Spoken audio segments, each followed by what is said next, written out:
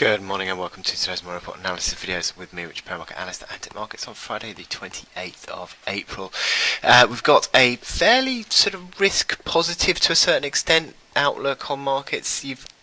Forex markets are sort of pushing higher again mildly. Euros regained a bit of ground following on from the ECB meeting yesterday. Sterling pushed out to new multi-month highs again. Dollar yen's sort of holding up a bit, but it's interesting because the equity markets are a little bit static, not a great deal of direction there. That comes despite we had strong after-hours reading on earnings figures from Wall Street giants or tech giants such as Alphabet, which is Google, and Amazon. So you've seen a bit of a disappointment in terms of the Asian markets overnight, and they were pretty much down across the board.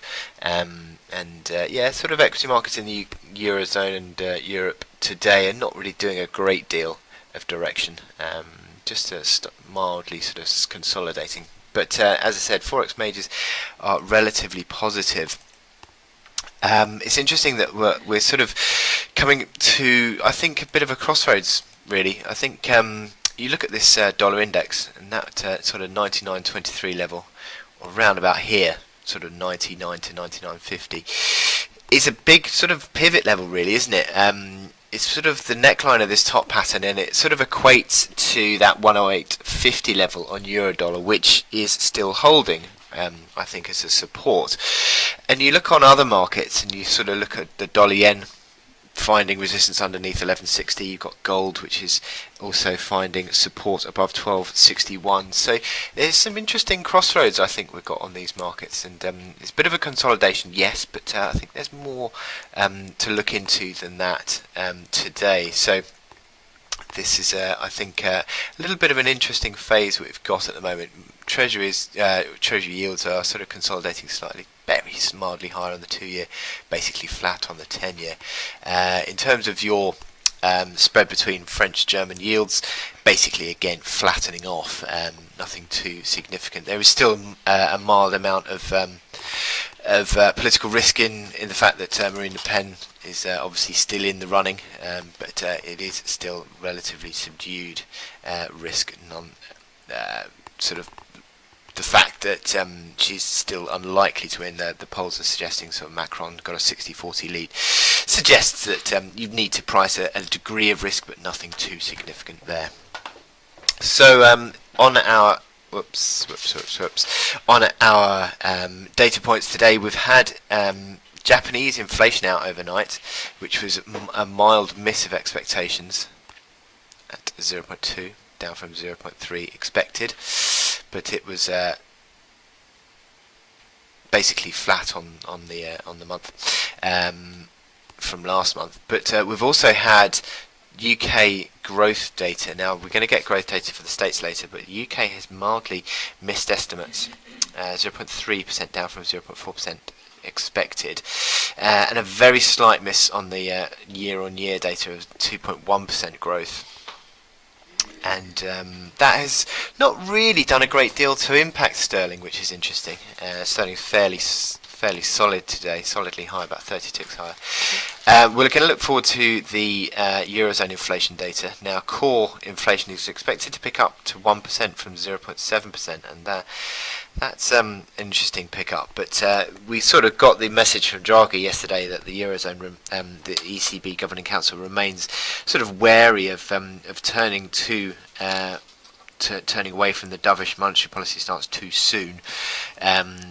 So inflation remains subdued in the Eurozone, and it is an issue that they will face going forward. But there was a very mild improvement in the sort of wording on the statement, possibly sort of preparing for a bit of a sort of less dovish outlook next month.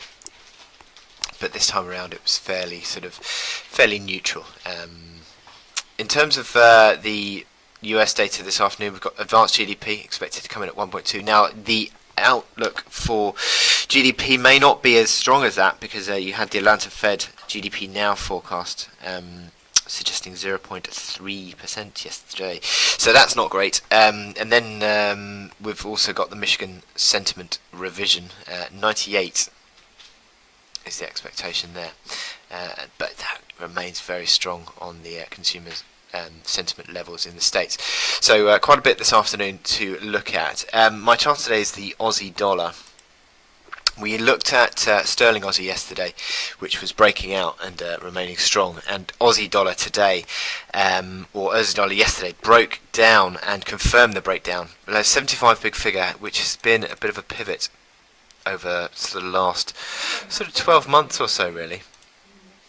12 big figure, 75 big figure, has been a key turning point on numerous occasions, but broke down significantly this week and holding the break. Now, I think rallies are going to be seen as a chance to sell because you've got a configuration of negativity on the momentum indicators now, suggesting correct rallies are a selling opportunity. So 75 big figure is now a basis of resistance. You look on this hourly chart,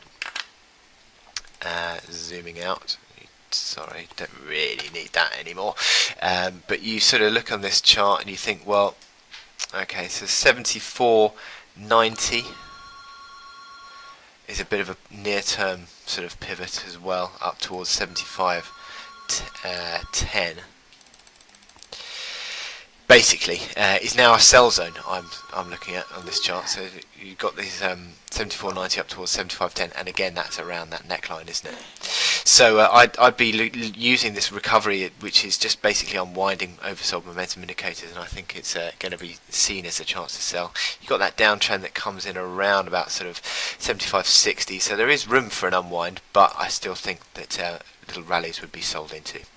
So with that in mind, you've got this top pattern that completed in the last couple of days, or confirmed certainly. That gives you 250 ticks of downside in the next few months. So certainly we're looking for a more corrective outlook on Aussie dollar now. So wish you good luck in your trading today, and I'll speak to you later. Thank you.